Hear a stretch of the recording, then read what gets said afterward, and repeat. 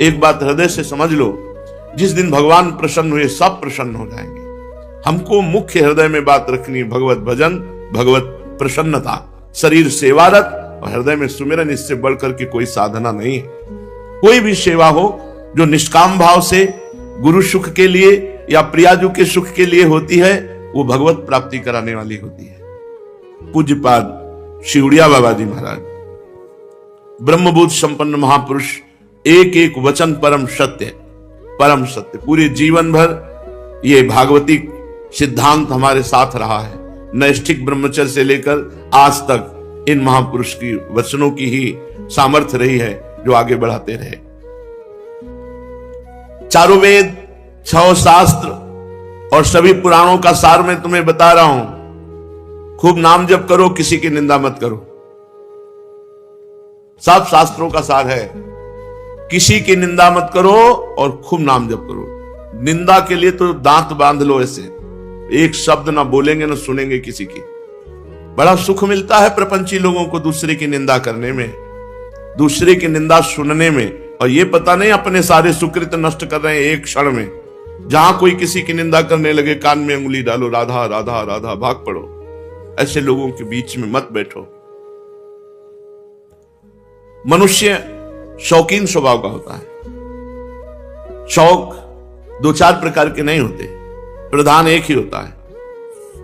यदि आप भगवत भजन का शौक करोगे तो जीवन मुक्त हो जाओगे, भोगों का शौक करोगे तो नरक जाओगे, दुर्गति को प्राप्त होगे। इसलिए उत्तम शौक करो, हर समय नाम जप भजन करते हैं। एक कहीं के भगत लोग कीर्तन कर रहे थे, आज देखा अंगूठे पे, उंगली पे वो काउंटर, छाती पे माला, हाथ में हारमोनियम, जैसे पूरा युद्ध क्षेत्र में जाए तो हर अस्त्र।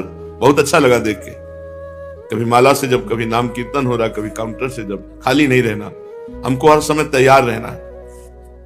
माला काउंटर या छोटी माला पास। कई बार कहा है वाणी जी, रजरानी, चरणामृत, ये पास। साधक को हर समय वीर योद्धा वही है जो अपने अस्त्रों को पास रखे। घर में अस्त्र रखें और इस समय जरूरत हो। हमारी मृत्यु कहीं भी हो सकती है, इसलिए हमारे पास रजरानी, चरणामृत और आचार्यवाणी, नाम जप के लिए माला, काउंटर, छोटी माला, जो भी, ये साथ होना चाहिए। इतना वीआईपी पना नहीं होना चाहिए कि माला भी नहीं है। मंत्र का अभ्यास निरंतर कोई बिरला ही कर पाता है। तो शौक करो तो उत्तम शौक करो।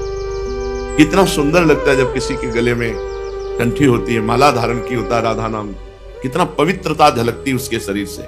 भगवत चरणारविंद का चिन्ह तिलक लगा हुआ है, कंठी है, माला है, तो एक देव मूर्ति लगता है। संसार में सबसे कठिन भजन है सेवा करना। सबसे कठिन भजन सेवा करना। और भजन के जो साधन है वो कर सकता है, पर दैन्य होकर सेवा में अर्पित होना सबसे कठिन बात है। सेवा करना बहुत कठिन है। सेवा वही कर सकता है जिसका अहंकार गलित हुआ और जो भगवान की अत्यंत कृपा का पात्र है, वही सेवा कर सकता है। ये हम तुम्हें 4 बातें बताते हैं जिससे तुम्हें सब कुछ प्राप्त हो सकता है, लौकिक पारलौकिक सब सुख। पहला, ईश्वर, गुरु और शास्त्र वाक्य में ऐसी श्रद्धा रखो कि भेद ना आने पाए। गुरु बोल रहे तो ईश्वर बोल रहा है, गुरु बोल रहे तो शास्त्र बोल रहा है।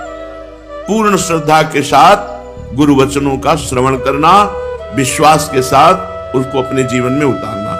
ईश्वर, गुरु और शास्त्र के वाक्यों में प्रबल श्रद्धा। दूसरा, कोई कितना भी तुम्हें नाराज करने की कोशिश करे, उद्विग्न करने की कोशिश करे, तुम नाराज मत होना।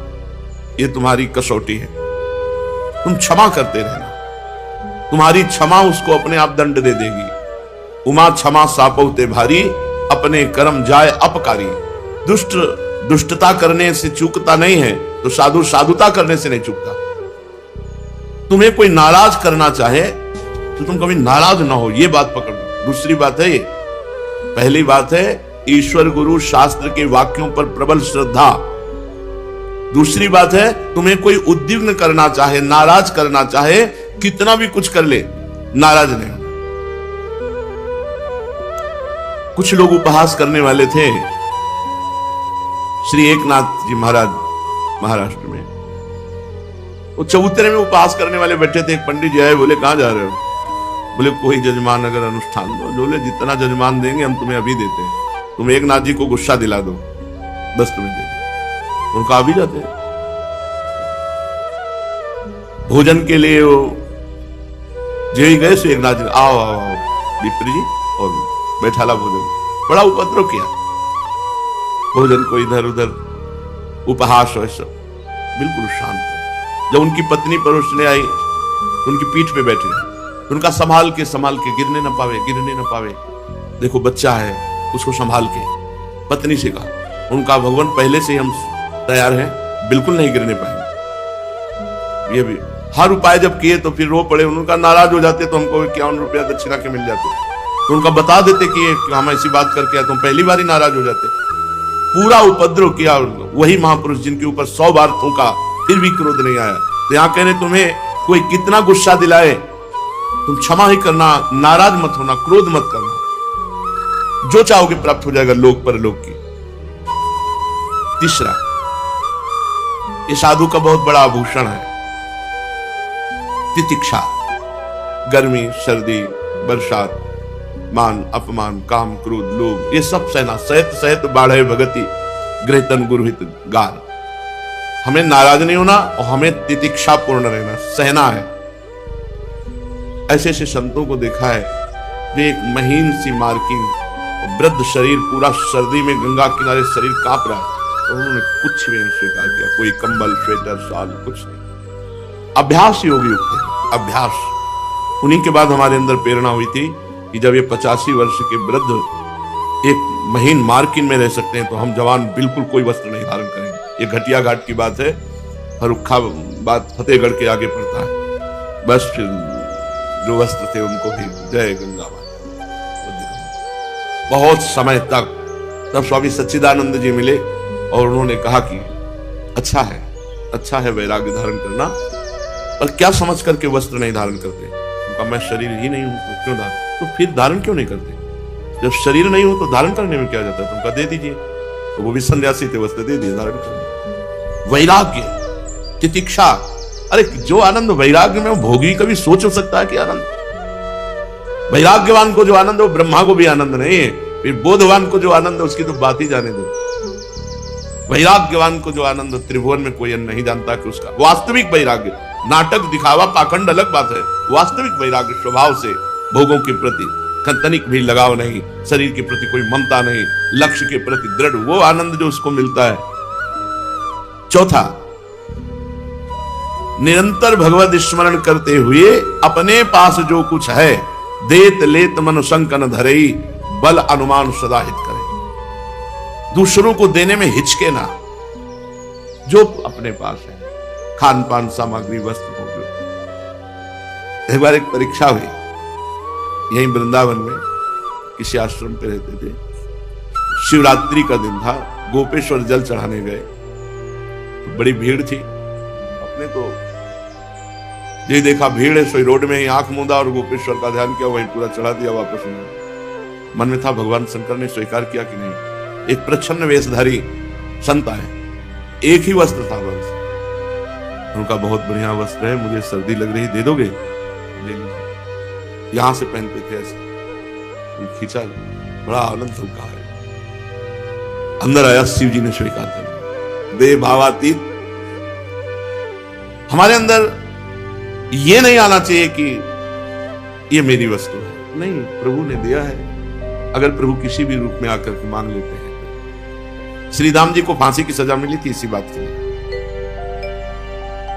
उनको खजांची बना दिया गया था। जो आके उनसे, हमारी बेटी का ब्याह है, ले जाओ, अमुक रोग है उसके लिए औषधि के लिए पैसे ले जाओ। जब बादशाह को पता चला तो अन्य धर्मावलंबी बादशाह था, काजियों ने कहा आपके साथ बड़ा दगा किया इन्होंने, तो खजाने को लुटा दिया। तो उनका श्री राम क्यों लुटाए? बोले सरकार, हम किसी को दुखी नहीं देख सकते। अगर किसी के आंसू हमारे सामने गिरे तो सबसे बड़ा बंधन हमारे लिए यही है हमारे कदम नहीं आगे बढ़ते, क्या बात है, आप क्यों रो रहे हैं? उसका रोना बंद होना चाहिए, उसको मुस्कुराना चाहिए। ये प्रत्येक भक्त का हृदय होता है। लड़खड़ा जाएंगे उसके कदम। अगर कोई सामने रो रहा है तो क्यों, ये क्यों रो रहा है? सैकड़ों बार प्रश्न कभी कभी पूछ भी लेते हैं। एक जैसे रुक गए, सब रुक गए, क्यों रो रहे हैं, क्या बात, क्या चाहिए आपको? तो कुछ नहीं, बस देख के आपको रो रहे, भाई साहब बुरा, देख के रोना आता है। प्रेमानंद, प्रेम कहते हैं प्रियाजू को, सांद्रानंद घन प्रेम मूर्ति किशोरी, और आनंद कहते हैं लालजू को, जो आनंद सिंधु सुखरासी, और दोनों का संगम प्रेमानंद। प्रेम आनंद, प्रिया और लाल का जो मिलन है वही प्रेमानंद है। शायद है हम नहीं देख पा रहे, लेकिन वो कहीं प्रेमानंद को देख पा रहे होंगे तो उनको रोना आ रहा होगा। तो देत लेत मन शंक न धरे, भक्त का सदैव स्वभाव होता है उदार स्वभाव, उदार मन। रंति देव जी ने 64 दिन के बाद जब उनको आहार मिला, तब भूखा अतिथि आ गया, उसको पवा दिया, तब भगवान से प्रार्थना की, हे भगवान मुझे हृदय में ऐसी सामर्थ्य दो कि विश्व का दुख मैं भोगूं, विश्व में कोई दुखी ना रहे। यही भक्त हृदय। सर्वे भवन्तु सुखिना, सर्वे सन्तु निरामया, सर्वे भद्राणि पश्यन्तु, मां कश्चित् दुख भाग भवे। 4 बातें। पहले, ईश्वर, गुरु और शास्त्र में प्रबल श्रद्धा। कोई तुम्हें कितना भी नाराज करे, तुम क्रोधित मत होना। सर्दी, गर्मी, भूख, प्यास, बरसात सहने की कोशिश करो, तितिक्षावान बनो। और चौथा, निरंतर भगवत स्मरण करते हुए जो भी तुम्हारे पास है वो भगवान का समझकर तुदीयम वस्तु गोविंदम तुभ्यमेव समर्पयामि। इसी से बहुत जल्दी लोक परलोक की जो वस्तु चाहोगे वो प्राप्त हो जाएगी, ना चाहोगे तो भगवान प्राप्त हो जाएंगे। भगवत विषय में जब कोई प्रश्न करता है तो उत्तर देने वाला और प्रश्नकर्ता दोनों पुण्यवान होते हैं और पवित्र हो जाते हैं। प्रभु के विषय में प्रश्न करता है, यहां कह रहे हैं भगवत विषयक प्रश्न करता है। भगवत विषय में प्रश्न किया जाए, अपनी साधना के विषय में प्रश्न किया जाए तो उत्तर देने वाला और प्रश्न करने वाला दोनों पुण्यवान होते हैं और पवित्र हो जाते हैं। जो शरीर को गलत चेष्टाओं से बचाता है, वाणी को गलत बोलने से बचाता है और प्राणों को सूक्ष्म आहार दे करके सूक्ष्म करता है, उसकी इंद्रियां और मन स्वयं वशीभूत हो जाते हैं। इंद्रियां और मन को वश में करने का उपाय क्या बता रहे हैं? शरीर से गलत क्रियाओं को छोड़ो, गलत क्रियाओं से बचाओ, वाणी को गलत बातों के बोलने से बचाओ और प्राणों को थोड़ा आहार दो और प्राण संयम में रखो तो मन और इंद्रियां अपने आप बस में हो जाएंगी। गृहस्थी संबंधी कार्य करते समय जितना नाम जप सको अच्छा है, नहीं खाली समय में व्यर्थ प्रपंचन 24 घंटे होते हैं। लोग कहते हैं हम तो गृहस्थ हैं, हमें फुर्सत कहां है। बेईमानी की बात करते हो। हम कह रहे हैं 6 घंटे सोने के ले लो आप, शयन के, निद्रा के। कितने बचे? 18, 6 को 24, तो 18 घंटे बचे। 18 घंटे 2 घंटे भोजन के ले लो, पूरे दिन में जितने बार का 2 घंटे भोजन को दे दो, 16 बचे। 16 में 12 घंटे काम के ले लीजिए, क्या बचे? 4 घंटे। 4 घंटे बचे ना। 4 घंटे में 1 घंटे के लिए मनोरंजन के लिए छोड़ दो, संसारी हो। 3 घंटे बचे, 3 घंटे भजन कर लो और भगवान की तरफ आपकी कितनी उन्नति होगी आप देख लीजिए। लोग कहते हैं हमारे पास समय नहीं, चाहे विद्यार्थी हो, चाहे कृषक हो या कोई व्यापारी हो, बस एक बहानेबाजी। घंटों बैठे प्रपंच करते रहेंगे गद्दी में, लेकिन नाम जप नहीं करेंगे। और वह हम तो व्यापारी हैं, हम तो किसान। भैया ईमानदारी से चलो तो आपके पास बहुत सा समय ऐसा है जो आप व्यर्थ में नष्ट करते हैं। हम केवल उतना समय आपसे मांगते हैं, व्यर्थ समय नष्ट ना करके उस समय आप साधन भजन कर लो, आपका मंगल हो जाएगा। मानते हैं जब आप किसी काम में लगते हैं तो उसमें एकाग्रता की जरूरत होती है। मानते हैं आपका अभ्यास ठीक नहीं तो आप भजन नहीं कर सकते, लेकिन जब आप खाली हो समय, तब आपको मोबाइल या ताश या इधर उधर के प्रपंच करने की जरूरत नहीं। उस समय आप शास्त्र स्वाध्याय, सत्संग, नाम जप आदि साधन करो, आपका मंगल हो जाएगा। चलते हैं श्रीमद् भागवत महापुराण। भगवान सच्चिदानंद श्री कृष्णचंद्र जो महाराज नवीन नवीन लीलाओं के द्वारा हम सबके लिए वो मार्ग प्रशस्त करते हैं, जिससे हम लीला गाकर, सुनकर, उनकी आज्ञा का पालन करके इस विषम संसार पर विजय प्राप्त करके श्री भगवान को प्राप्त होते हैं। एक बार की बात है कि नंद बाबा आदि गोपों ने शिवरात्रि के अवसर पर बड़ी उत्सुकता, कौतूहल और आनंद में भरकर बैलों से जुती हुई गाड़ियों पर सवार होकर अंबिका वन की यात्रा की और वहां सरस्वती नदी में स्नान किया। शिवरात्रि थी, इसलिए सर्वांतर्यामी पशुपति भगवान देवादिदेव महादेव भगवती अंबिका जी का बड़ी भक्ति से अनेक सामग्रियों से पूजन किया। फिर खूब गौएं, सोना, वस्त्र, मधु और मधुर अन्न ब्राह्मणों को दान किया। ऋषि मुनियों को खिलाया पिलाया और उनकी चाहत इतनी ही थी कि इस दान पुण्य का फल यह मिले कि देवादिदेव महादेव भगवान शंकर हम पर प्रसन्न हो। परम भाग्यवान नंद सुनंद आदि गोपों ने उपवास कर रखा था, इसलिए वे लोग भगवान शिव का अभिषेक करके, आरती पूजन करके थोड़ा सा जल केवल पिया और सरस्वती नदी के तट पर ही सब विश्राम करने लगे, सो गए। अजगर को खुशबू मिली मनुष्य शरीर की, बढ़िया आहार है, बहुत सो रहे हैं। विशाल अजगर, वो बहुत दिनों का भूखा था, वो गंध के सहारे वहां आया और सबसे पहले नंद बाबा को पकड़ा। ये बढ़िया किया, और गोपों को नहीं पकड़ा, नंद बाबा, क्योंकि नंद बाबा की जैसा महान कौन होगा, जिसके लाला जगतपति भगवान श्री कृष्ण है। तो नंद बाबा को तो कोई नष्ट ही नहीं कर सकता। नंद बाबा को पकड़ लिया। अब जो भी औरों ने देखा जोर से चिल्लाए, कृष्ण कृष्ण देखो देखो, और बाबा भी चिल्लाए, बेटा कृष्ण दौड़ो, ये अजगर मुझे पकड़ लिया। अजगर की बहुत जोर की पकड़ होती है, ये मुझे निगल जाएगा, मैं तुम्हारी शरण में हूं, जल्दी मुझे इस संकट से बचाओ। ब्रजवासियों का नंद बाबा का चिल्लाना सुनकर जो गोप सो रहे थे वो भी उठ बैठे और देखा कि नंद बाबा को अजगर अपनी पकड़ में लिए हुए, बड़े घबरा गए। तो प्रकाश के लिए वहां लकड़ी जलाई गई थी, तो अधजली लकड़ियों से उस अजगर को मारने लगे, पर बहुत विशाल अजगर, उसको कोई फर्क नहीं पड़ा, उसने नंद बाबा को नहीं छोड़ा। इतने में भगवान ने देखा है तो खा ही जाएगा बाबा को, दौड़ के गए और अपने चरणों का स्पर्श कराया। जे भी चरण स्पर्श हुआ, अजगर का सब पाप भस्म हो गया। उसी क्षण दिव्य तेजोमय रूप धारण करके अजगर का शरीर छूट गया, सर्वांग सुंदर विद्याधर रूप में प्रकट हो गया। उसके शरीर से दिव्य ज्योति निकल रही थी। वो सोने का हार पहने, दिव्य आभूषण धारण किए और भगवान को साष्टांग प्रणाम करके हाथ जोड़कर खड़ा हो गया। कोई मारपीट नहीं करनी पड़ी, बस चरण स्पर्श करा दिए, अशुभ भस्म हुए, वो दिव्य अपने स्वरूप में आ गया। भगवान ने पूछा, तुम कौन हो? तुम्हारे अंग अंग से सुंदरता फूटी पड़ती है, तुम देखने में बड़े अद्भुत जान पड़ते हो, तुम्हें अत्यंत निंदनीय अजगर की योनि क्यों प्राप्त हुई? अवश्य तुम्हें विवश होकर अजगर की योनि में आना पड़ा होगा।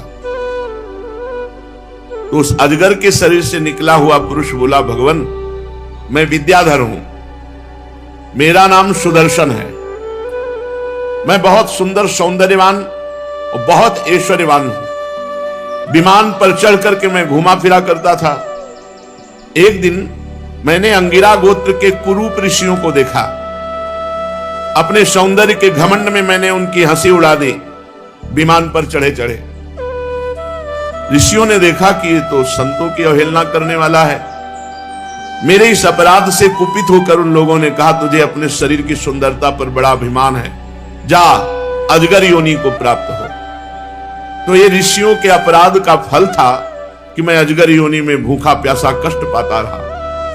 परंतु फिर उन कृपालु ऋषियों के चरणों में मैं गिरा और कहा कि किसी तरह साप मोचन का उपाय बता दीजिए कि मैं अजगर की योनि से कब मुक्त होऊंगा। तो उन्होंने कहा, जब चराचर के गुरु भगवान श्री कृष्ण स्वयं तुम्हारा स्पर्श करेंगे तब तुम हमारे साप से मुक्त हो जाओगे।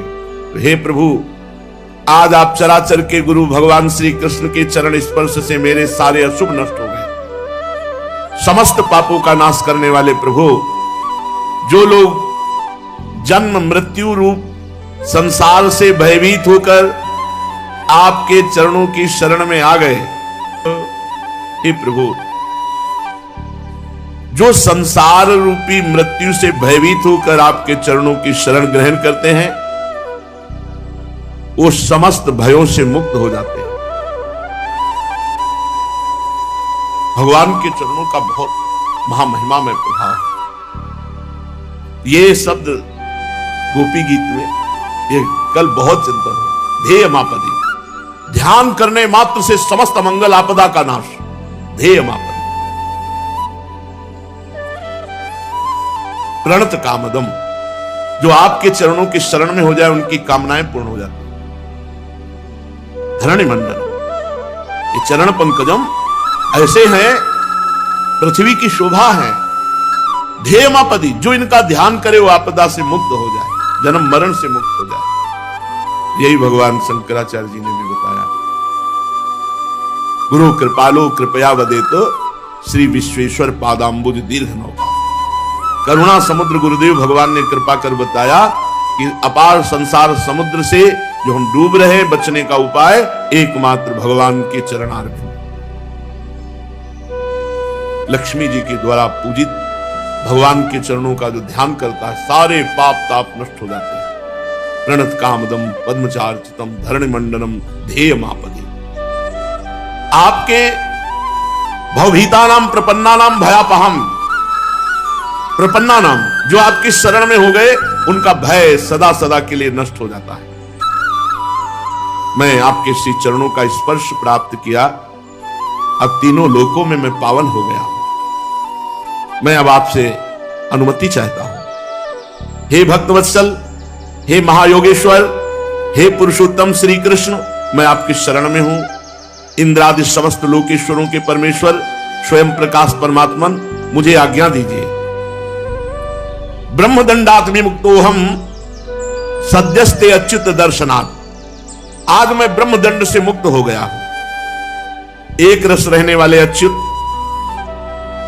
मैं ब्राह्मणों के शाप से मुक्त हो गया। यह आश्चर्य की बात नहीं, क्योंकि यन्नाम ग्रहणन् अखिलान् श्रोत्रनात्मानमेव च सद्यः पुनाति किं भूयस् तस्य स्पृष्टः पदाहिते। बहुत बढ़िया बात। जिनका नाम मात्र उच्चारण करने से, नाम गान करने वाला और नाम सुनने वाला सब पापों से मुक्त हो जाते। यन्नाम संकीर्तनम यस्य सर्व पाप प्रणाशनम, यन्नाम ग्रहणन नखिलान, अखिल अखिल पापों का नाश। श्रोतनात्मान मेवच, सुनने वाला और गाने वाला दोनों निष्पाप हो जाते हैं। जो कीर्तन करते हैं उनको दुगना लाभ मिलता है, क्योंकि वो गान करते हैं और सुनते भी हैं और दूसरों को भी सुनाते हैं, तो दूसरों को सुनाने का भी उनको सुख प्राप्त होता है। जैसे जोर से राधा राधा नाम गा रहे, जितने लोग सुन रहे हैं उनके पाप नष्ट हो रहे हैं और आपको सबका नाम सुनाने का लाभ प्राप्त हो रहा है। और आप खुद गा रहे हैं, खुद सुन रहे हैं, बड़ा लाभ मिलता है।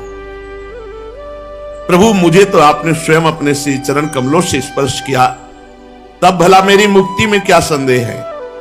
इस प्रकार सुदर्शन विद्याधर ने भगवान श्री कृष्ण की विनती की, परिक्रमा की और फिर साष्टांग प्रणाम किया और फिर भगवान से आज्ञा लेकर वो अपने लोक को चला गया। नंद बाबा आदि सब ब्रजवासी देखते रहे। लाला का इतना बड़ा प्रताप, भारी संकट से बचा लिया। ब्रजवासियों ने निश्चय कर लिया कि भगवान हैं श्री कृष्ण। अब निश्चय हो रहा, क्योंकि वरुण लोक में यहां कितने ऐसे कार्य किए जो सिर्फ भगवान के द्वारा होते। सब ब्रजवासियों को निश्चय होने लगा।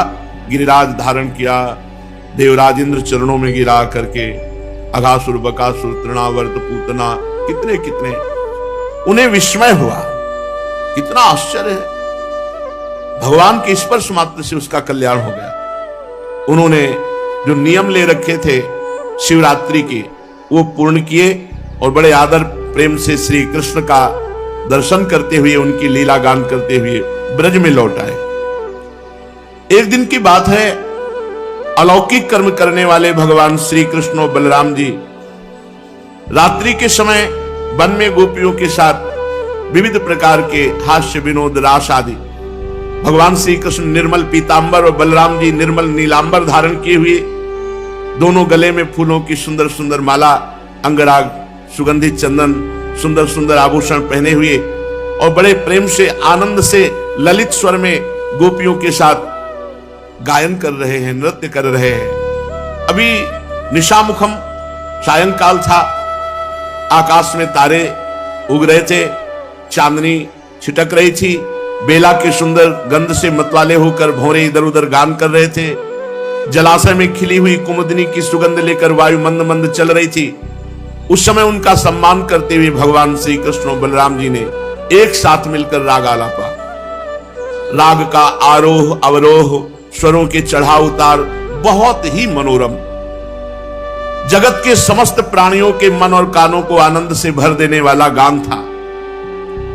प्रभु का वो गान सुनकर गोपियां प्रेम व्यथित हो गई।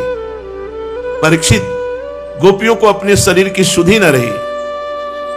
जिस समय बलराम और भगवान श्री कृष्ण दोनों भाई इस प्रकार स्वच्छंद गान नृत्य आदि कर रहे थे, उन्मत्त की भांति गा रहे थे, उसी समय कुबेर का एक अनुचर यक्ष जिसका नाम शंखचूड़ था, वो प्रेम बेशुद्ध गोपियों को चुरा ले गया, भाग गया लेकर के।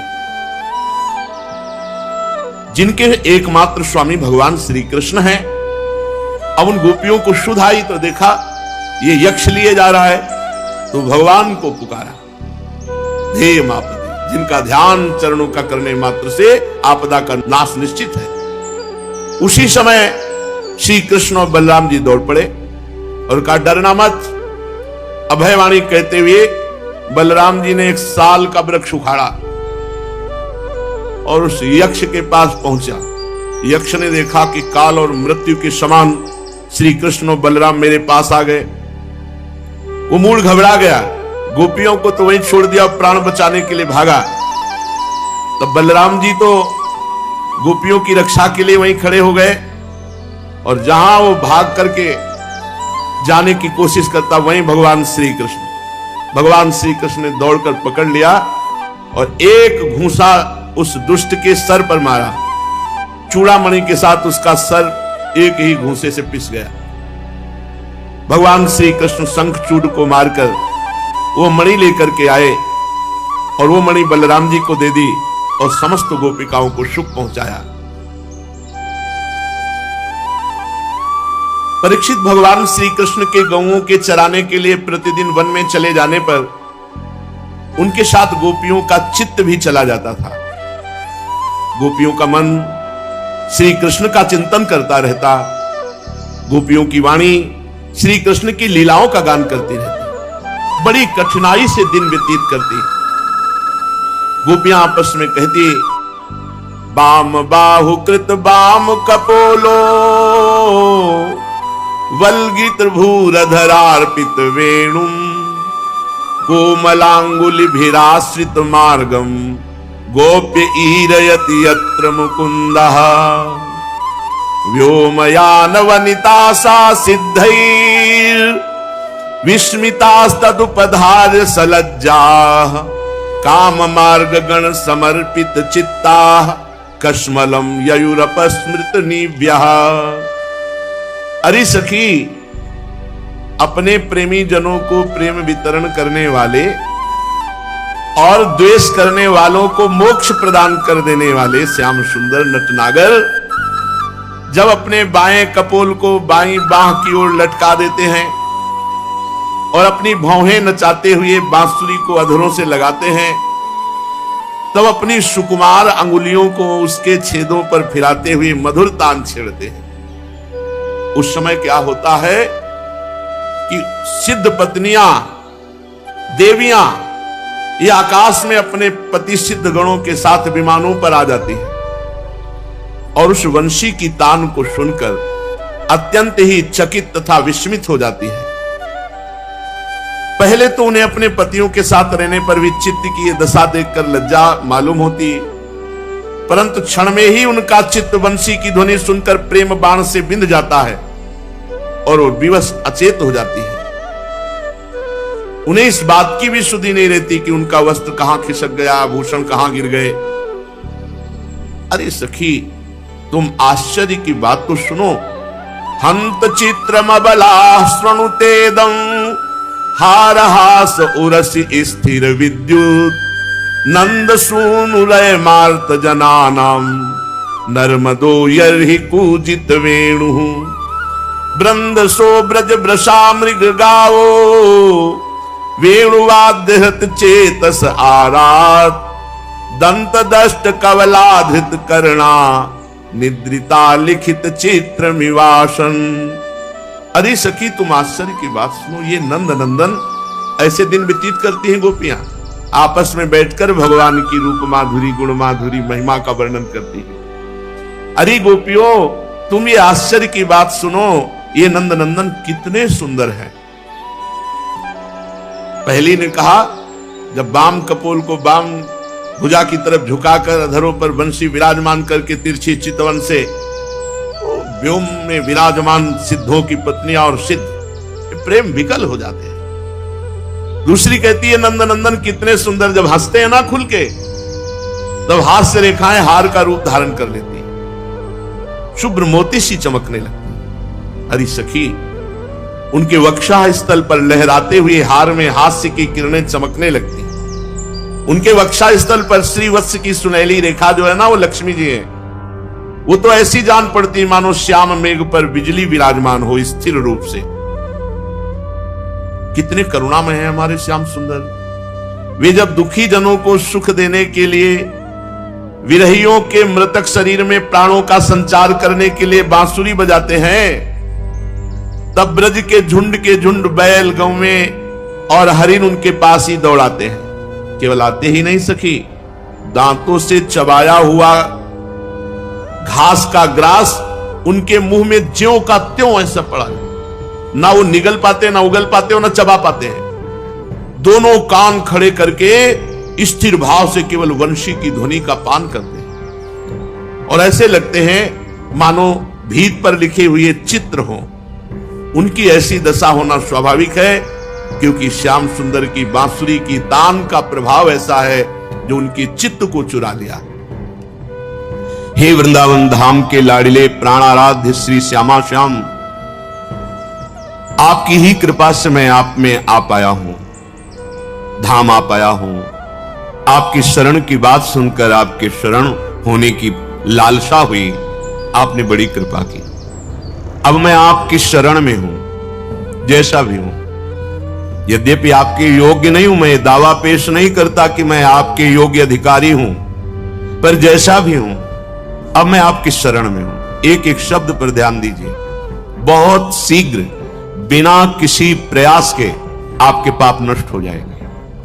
हे वृंदावन धाम, हे वृंदावन धाम के लाडिले सर्व सामर्थ्यशाली युगल सरकार, मैं जैसा भी हूं आपने आकर्षण किया, मुझे धाम बुलाया, आपने अपने संतों का संग दिया, तो मेरे हृदय में भी लालसा हुई कि मैं आपकी शरण में होकर के आपका भजन करूं, आपको प्राप्त करूं।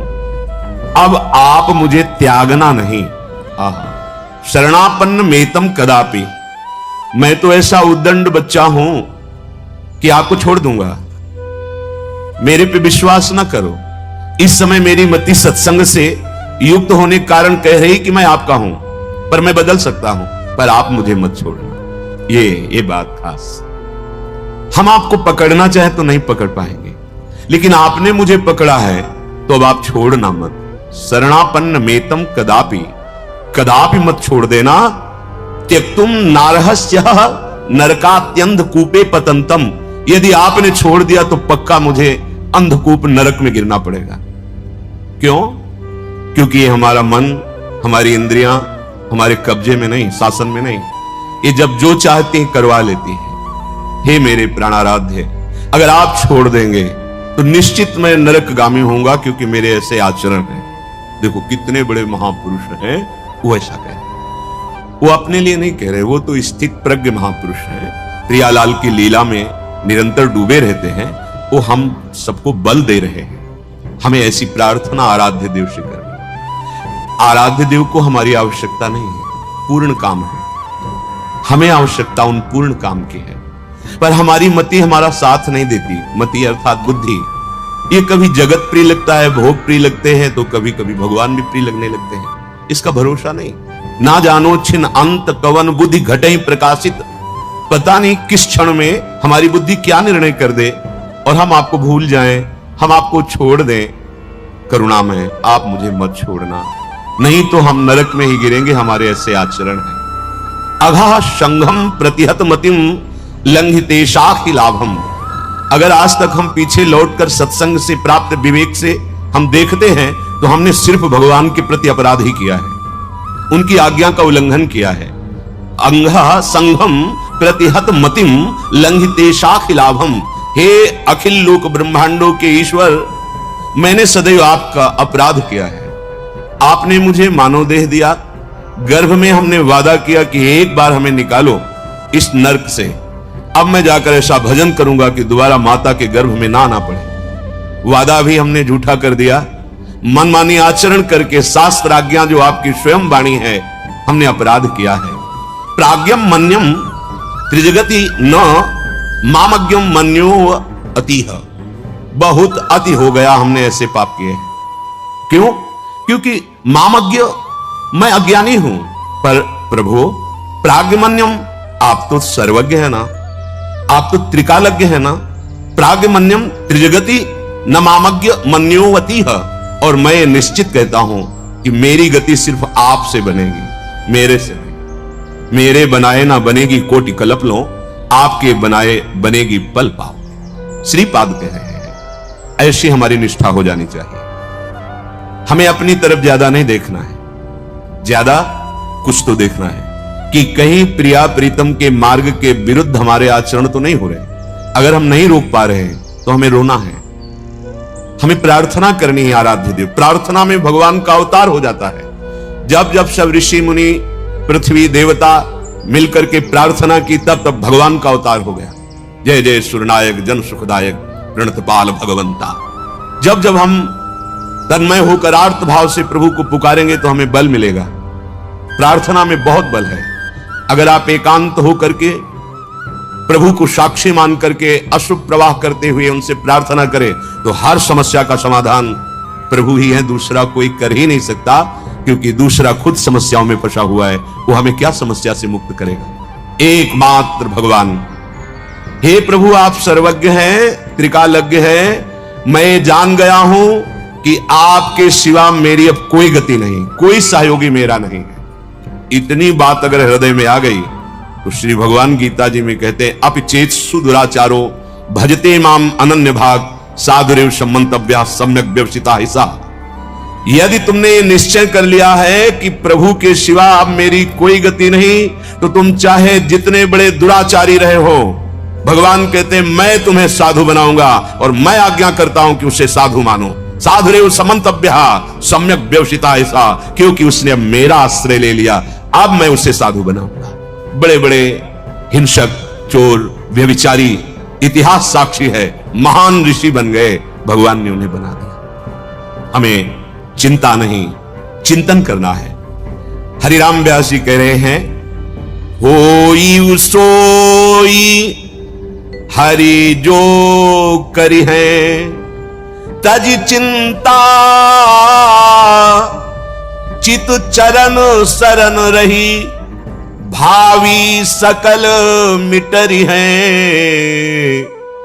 होई सोई हरि जो करी है। शरणागत की जिम्मेवारी प्रभु ले लेते हैं। अब वहां प्रारब्ध नहीं काम करता, प्रभु का विधान काम करता है। अगर चिंता मुक्त होना चाहते हो भाई, तो एकमात्र चिंतामणि भगवान के नाम का आश्रय ले लो, भगवान के चरणों का आश्रय ले लो। कह रहे कि भावी सकल मिटरी है। तुम्हारे जो भाग्य में आगे महान दुख और विपत्ति लिखी हुई है बदल जाएगी। कैसे बदल जाएगी? आएगी, बहुत कम में आएगी और आपको बड़ी सामर्थ्य मिलेगी कि आप सह जाओगे। आप उसमें डूबोगे नहीं। दुख विपत्ति आपको अपने में डुबा नहीं पाएगी। बड़े बड़े महाभागवतों के जीवन चरित्र को देखो, भगवान के बल से उन्होंने बड़ी बड़ी विपत्तियों को सहा। क्या अपराध किया था मीरा जी ने इस जगत में? किसका अपराध किया था? हलाहल विष पिलाया गया, बहुत प्रताड़ना दी गई। क्या अपराध किया था रत्नावती जी ने? बहुत कष्ट दिया गया। नरसिंह मेहता, प्रहलाद जी, बड़े बड़े महाभागवतों के जीवन चरित्रों को देखो।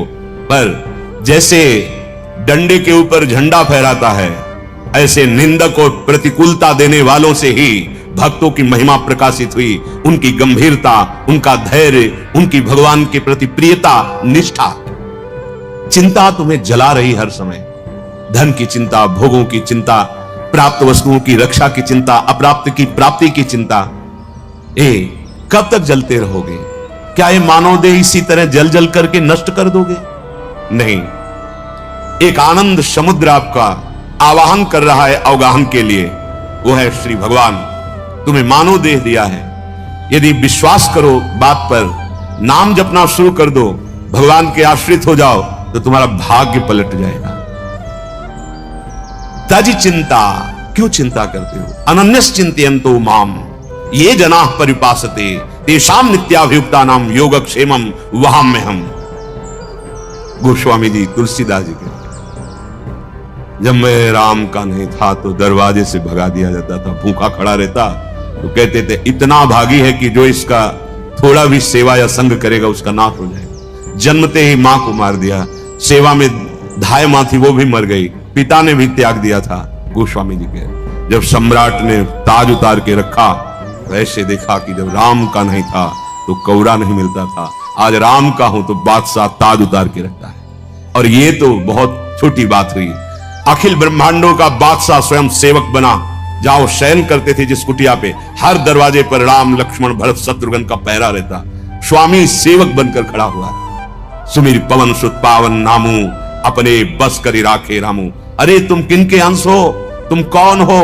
क्यों चिंता में जल रहे हो? क्यों क्षुद्र भोगों में पापाचरण करके अपना नाश कर रहे हो? अय अविनाशी, तू सच्चिदानंद सुखमय है, तुझे कभी ये पार्थिव प्राकृतिक सुख शांति कभी नहीं दे सकते। ए भैया, मेरी बात मान जाओ, बहुत जन्म हो गए भटकते भटकते, अब मनुष्य जन्म तुम्हारे को परम विश्राम के लिए मिला है। शांति, आनंद, प्रसन्नता, जहां दुख का, चिंता का, शोक का, उद्वेग का लेश भी नहीं है, ऐसा आनंद। संसार में सुख भासता है नहीं। भगवान के मार्ग में दुख भासता है पर है नहीं। भगवान के मार्ग में सुख ही सुख है और संसार के मार्ग में दुख ही दुख है। दुखालयम अशाश्वतम। और हमारी बुद्धि खराब है तो हमें संसार सुखमय लगता है और भगवान दुख में लगते हैं। ब्रह्मचर्य से रहना, सत्य का पालन करना, संयम नियम से रहना, खूब नाम जप करना, सच्चे आचरण करना, धर्म के आचरण, ये सब पहाड़ जैसा नजर आता है। और विषय भोगना, मनमानी आचरण करना, मनोरंजन करना, संसार के भोगों का ही चिंतन, ये सब सहज सरल नजर आता है। तो भ्राता, हे भाई, समस्त अन्य जो तुमने भाव रख लिए हैं, अन्य जो साधन ले लिए हैं, छोड़ो। क्या करो? विहाय वृंदावनम स्वाश्रय स्व, सब त्याग करके वृंदावन का आश्रय ले लो। आश्रय बहुत बड़ी वस्तु है, पर यह होता सर्व त्याग के बाद ही है। जब अपने को किसी योग्य उपासक नहीं समझता तब आश्रय उसका दृढ़ होता है। एक होता है ये करना है, ये नहीं करना है, वो अपने बल से कर रहा है, और एक होता है कि अब मेरे से कुछ होने वाला नहीं, अब मैं अंदर की बात, आपके आश्रित हूं, आप जो चाहो करवा लो। अब उससे जो कुछ होता है वो बड़ी उत्तम साधना होती है, और वो भगवद आश्रित है, इसलिए उसकी चूक गिनी नहीं जाती। राहत न प्रभु चित्त चूक किए की, करत सुरत सै बार हिए की। इसने हृदय से मेरा आश्रय लिया है, ये भगवान बार बार याद करके उसकी हर चूक को, हर गलती को क्षमा कर देते हैं और उसको भगवत प्राप्ति होती है। तो कह रहे हैं ये बहुत विचित्र बात है कि प्रारब्ध के अनुसार यथा तथा प्राक्तन वासना या वासना के अनुसार, अब जो शरीर की स्थिति है, वाणी की स्थिति है, हृदय की स्थिति, विचेष्टता, अब तुम चिंता मत करो, भगवत प्राप्ति हो जाएगी, क्योंकि तुमने सर्वस्व का त्याग करके वृंदावन का अखंड वास स्वीकार कर लिया है।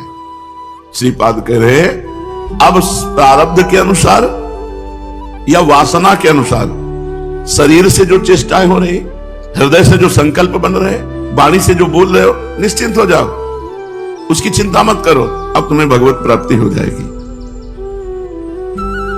बहुत विचित्र बात है, ऐसा छूट नहीं मिलती। प्रायः होता है कि अवश्य में भोक्तव्यम कृतम कर्म शुभाशुभम, जो शरीर से करोगे, हृदय से करोगे, वाणी से करोगे, वो तुम्हें भोगना पड़ेगा। यहां कह रहे यथा तथा प्राक्तन वासना वसात शरीरम वासना वसात शरीरम वाणीम हृदयम विचेष्टता, यथा तथा, जैसे तैसे, प्रारब्ध के अनुसार या वासना के अनुसार। अब बोलो इसके आगे आपको क्या छूट मिले? तुम केवल अखंड वृंदावन वास को पकड़ो कि इस शरीर से अब मैं कभी बाहर नहीं जाऊंगा, बस छोड़ दो सब कुछ वृंदावन के ऊपर। जैसे प्रारब्ध तुम्हें रखे वैसे शरीर हृदय वाणी को रहने दो। वासनावसात शरीरम, वासना के वशीभूत होकर यह शरीर है या हृदय है या वाणी है, विचेष्टताम, तुम कोई चिंता मत करो, कोई चेष्टा मत करो, तुम्हें भगवत प्राप्ति हो जाएगी। ऐसी बात तो हमने कहीं नहीं पढ़ी, शास्त्रों में ऐसी बात कहीं नहीं पढ़ी, और ये आश्रय है, इसलिए इसमें कोई संशय नहीं। सुग्रीव जी ने कभी बैठ करके भगवान का भजन नहीं किया। हनुमान जी की कृपा से सुग्रीव जी और श्री रामचंद्र जी की मित्रता हुई, अग्नि को साक्षी करके। भगवान सत्य प्रतिज्ञ है, भगवान सच्चिदानंद है। भगवान ने सुग्रीव की मित्रता स्वीकार की। सुग्रीव मित्रता नहीं कर रहा था, अपनी आई हुई विपत्ति को टालने के लिए भगवान का आश्रय ले रहा था। बड़ी भारी विपत्ति थी, उसका भाई बाली महाबलशाली, कहीं भी उसे ठहरने का ठौर नहीं था, पर ऋषिमुख पर्वत पर ऋषि के शाप के कारण वहां आता नहीं था, इसीलिए सुग्रीव अपने परिकर के साथ वहां जान बचाए हुए पड़ा था। जब देखा कि दो राजकुमार, एक श्याम एक गौर सिंहवत चले आ रहे, तो उसने समझा बाली तो यहां आ नहीं सकता, हो सकता है उसने हमें मारने के लिए किसी को भेजा हो। तो हनुमान जी से कहा पता लगाओ, अगर ये मारने आ रहे हैं तो इनसे लड़ तो पाएंगे नहीं, क्योंकि इनकी अजान भुजाएं, इनका विक्रम, इनका तेज देखकर मैं भाग पड़ूं यहां से। हनुमान जी महाराज भगवान के समीप गए, प्रणाम किया और कहा ये कठोर भूमि कोमल पद आप किस हेतु से यहां वन में विचर रहे हैं? भगवान ने कहा अपने पिता की आज्ञा का पालन करने के लिए 14 वर्ष का वनवास हमें मिला है। पूरा परिचय हनुमान जी ने प्राप्त किया, फिर अपना परिचय दिया, फिर भगवान को कांधे पे विराजमान करके ऋषिमुख पर्वत पर लाए, सुग्रीव से मित्रता कराई। मित्रता हो जाने के बाद भी भगवान पर उसे विश्वास नहीं। उसने कहा प्रभु बाली बहुत बलवान है, क्या आप मार सकते हैं? कहीं भी प्रेम या भक्ति नहीं दिखाई दे रही। प्रभु यदि ये ताल के वृक्ष और एक राक्षस की हड्डियां थी, पहाड़ की पहाड़, अगर इनको बाणों से बेंध कर चूर चूर कर दो तो मुझे विश्वास हो जाएगा कि आप बाली को मार सकते हो। भगवान ने अमोघ बाण संधान किया, ताल के वृक्षों को छेद कर दुंदुभी नाम के राक्षस की हड्डियां थी सब चकनाचूर कर दी। तब उसको आनंद हुआ कि भगवान ऐसा कर दे।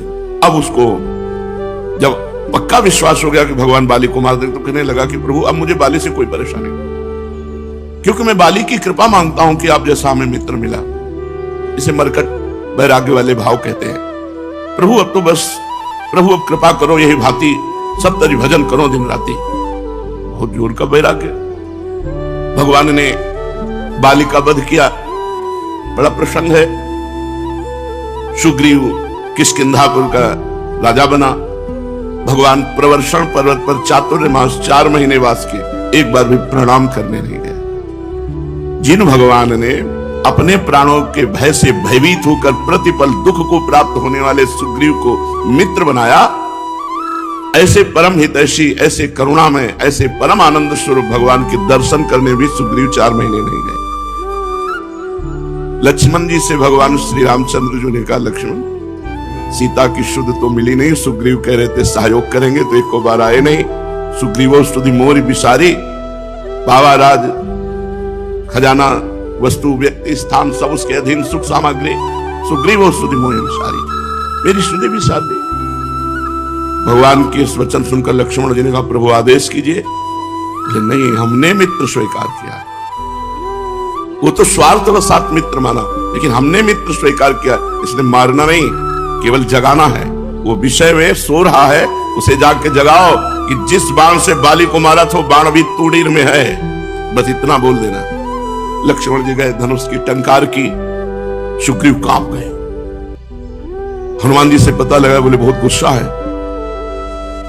तारा को आगे करके, हनुमान जी को आगे करके लक्ष्मण जी के चरण पकड़ लिए। लक्ष्मण जी ने कहा प्रभु ने संकेत किया है कि जिस बाण से बाली को मारा था वो बाण भी तूड़ीर पे ज्यों का त्यों विराजमान है। तुरंत भगवान की हम ये कथा से शिक्षा ली कि सुग्रीव की ना भगवान के चरणों में प्रीति है, ना विशुद्ध भक्ति से आश्रय लिया है, केवल संकट निवृत्ति से भगवान का आश्रय लिया। तो भगवान अयोध्या में जब विजय प्राप्त करके लंका से आते हैं तो अयोध्या वासियों को कहते हैं कि इनके बल से मैंने लंकाधिपति रावण पर विजय प्राप्त की। सुग्रीव का वो सम्मान करते हैं। हमारे प्रभु का, श्री हरिजू का ऐसा करुणामय स्वभाव, आश्रय ले लेने मात्र से सोई करतूती विभीषण केरी, जिस दोषों से कहीं ना कहीं रावण निंदनीय माना गया था, उन कुछ दोषों को विभीषण जी के हृदय में भी पाया गया। जेहि अगबधेउ व्याध जिमि बाली, सोई सुकंठ पुनि कीन कुचाली। जिस अपराध के कारण बाली को मारा वही अपराध, वही कुचाली सुग्रीव के भी जीवन में थी वर्तमान में। सोई करतूत विभीषण केरी, सपने हो राम न तिन तन हेरी। जन अवगुण प्रभु मान न काऊ, दीन बंधु अति मृदुल स्वभाव। भगवान का बड़ा करुणामय स्वभाव है। नाम जप करते हुए सब में भगवत भाव करके अपने आप का उद्धार कर ले। समझो रे भाई, समझो रे, अरे हिया नहीं रहना, करना अंत पयाना। जाना है भाई, जाना है, मरना है भाई, मरना है, आज नहीं तो कल मरना है। गंदे विषय सेवन करके नहीं, भगवान नाम जप करके, अच्छे आचरण करके, भगवत प्राप्ति करके मरना है। यदि हम इस मनुष्य शरीर से भगवत प्राप्ति नहीं कर पाए तो हमारे दुख का अंत नहीं होने वाला। प्रेम भक्ति की रीति समझ कर हित सो राम रिझावे। गोविंद के कौतुक गुण लीलाता को ध्यान लगावे। सेवा सुमिरन बंदन अर्चन नौधा सो चित लावे। अब की अवसर भलो बनो है, बहुरी दाव कब पावे। भजन प्रताप उतरे भव सागर, उर आनंद बढ़ावे।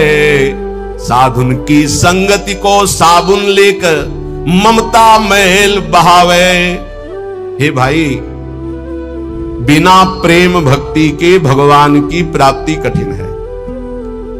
गोविंद के चरणारविंद का आश्रय लेकर नाम जप करते हुए जो लीला गाते हैं, अर्चन बंदन करते हैं, नौधा भक्ति करते हैं, उनके हृदय में प्रेम लक्षणा भक्ति जागृत होती है। ये प्रेम लक्षणा भक्ति साधु संग से आती है।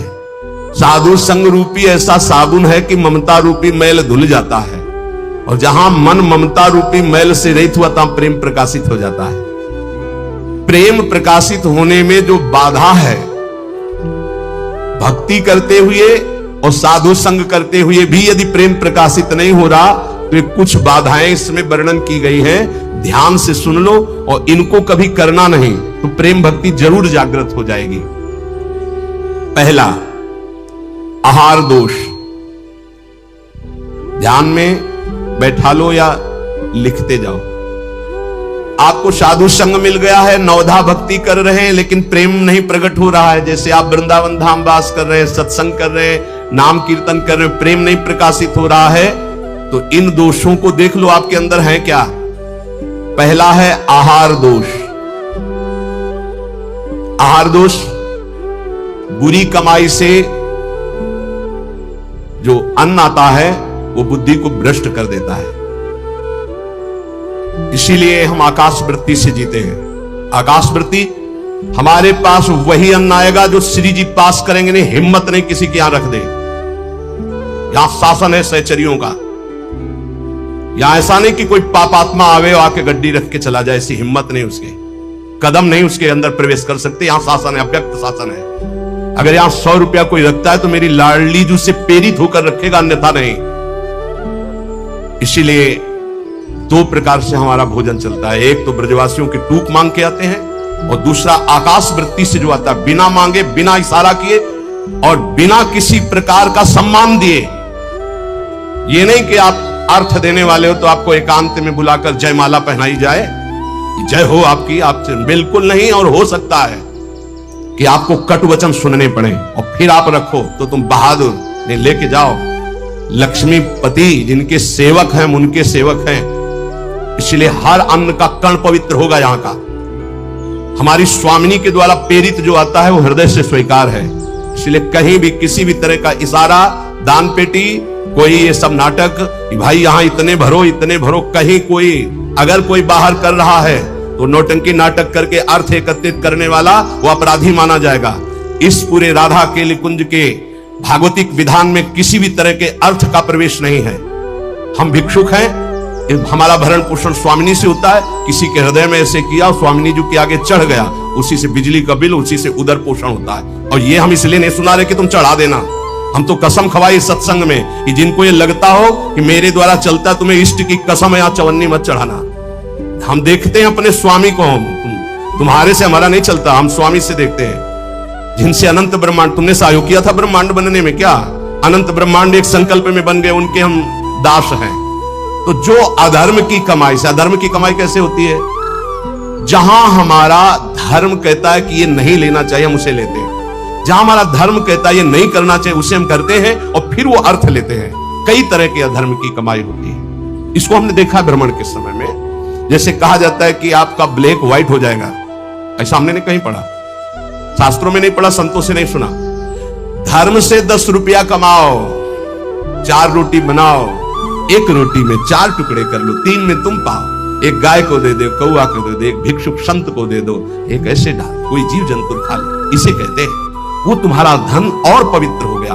पापाचरण करके आओ, 1 लाख में 10,000 दो, नरक जाओगे, क्योंकि वो 10,000 जो खाएगा उसकी बुद्धि भ्रष्ट हो जाएगी। आहार दोष। जब द्रौपदी जी और महाराज युधिष्ठिर और भगवान श्री कृष्ण भीष्म पितामह को घेरे हुए प्रश्नोत्तर हो रहे हैं, तो बहुत शास्त्र का ज्ञान दे रहे हैं, बहुत हजारों प्रश्नों के उत्तर भीष्म पितामह जी ने दिए। तो जब धर्म का उपदेश कर रहे थे तो कहा, रुको पितामह, ये वही बुद्धि है उसी महापुरुष की जो सभा में बैठा था, मुझे वस्त्रहीन किया जा रहा था, मैं चीख चीख के पूछ रही थी क्या ये धर्म है?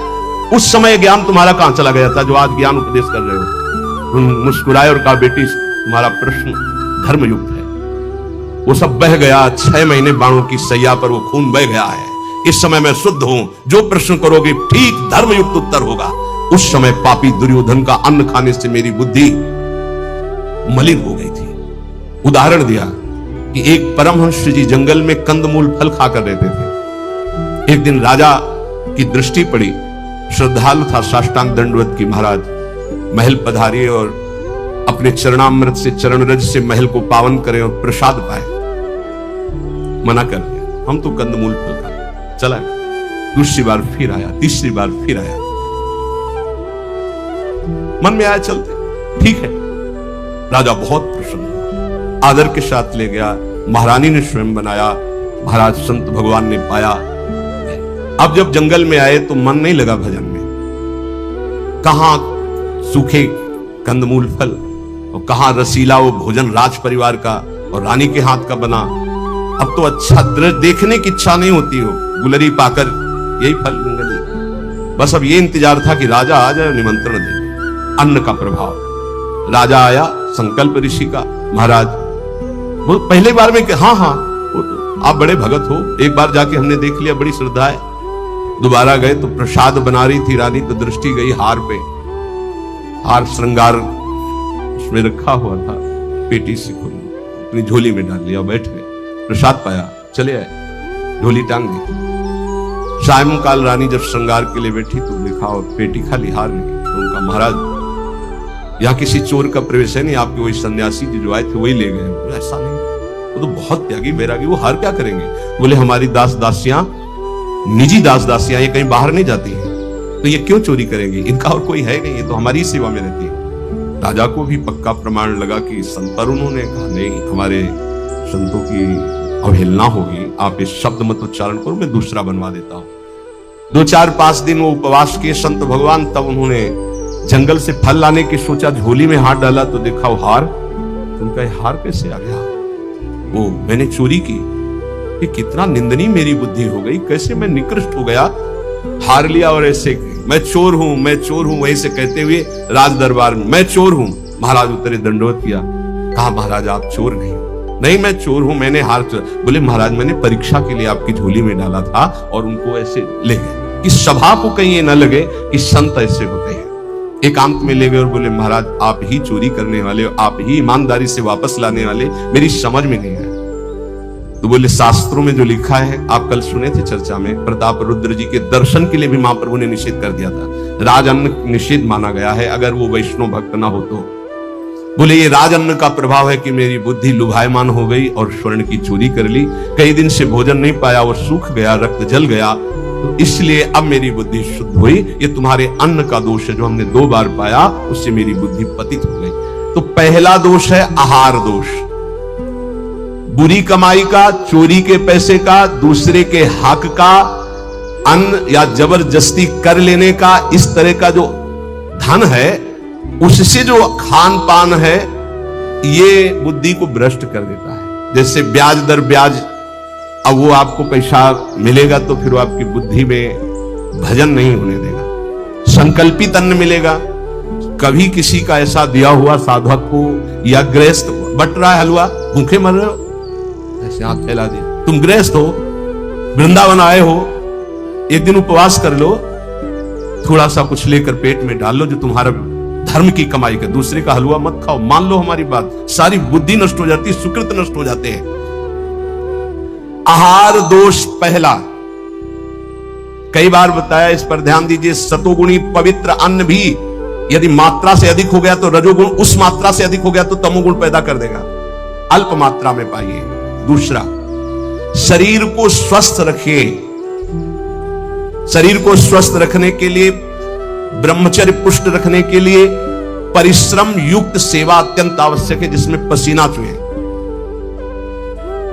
ये दिनचर्या आज की नहीं जो आप देख रहे हो कि 1:30 बजे उठते हैं, तो आज की नहीं, ये जीवन की दिनचर्या है। सूर्य उदय होते होते परिक्रमा वृंदावन की हो जाती थी, अपनी रात्रि में उठे, 45 मिनट व्यायाम, 48 मिनट प्राणायाम, छड़ी उठाई, पूरे वृंदावन की परिक्रमा एक सांस में। इसके बाद आके श्री जी की मंगला, गुरु जी की सेवा में 9 बजे तक, फिर आके श्रृंगार, फिर गुरु जी की 2:30 बजे रोटी मांग करके एक बार 24 घंटे में, वो भी न सब्जी न दाल।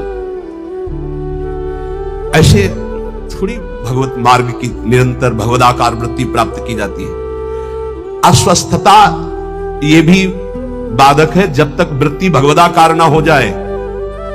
अगर भगवदाकार वृत्ति है तो कोई फर्क नहीं पड़ेगा, भगवदाकार वृत्ति नहीं है और आपको केवल ऐसे नकली वो करके अल्ट्रासाउंड ऐसे और आपको बता दिया जाए कि आपकी किडनी थोड़ा दोष युक्त हो रही है, भजन करके दिखा देना, डिप्रेशन में पहुंचने लगोगे। पक्का समझना, शरीर स्वस्थ, चित्तवृत्ति प्रभु में लगा लोगे।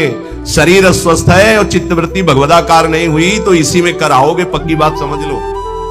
एक बार चित्तवृत्ति लग गई तो 2 किडनी की क्या बात, अगर 10-20 होती हो सब फेल हो जाती तो भी कोई फर्क नहीं पड़ता। पक्का मान लीजिए, पक्का मान लीजिए। इसीलिए संसारिक पुरुषों को भी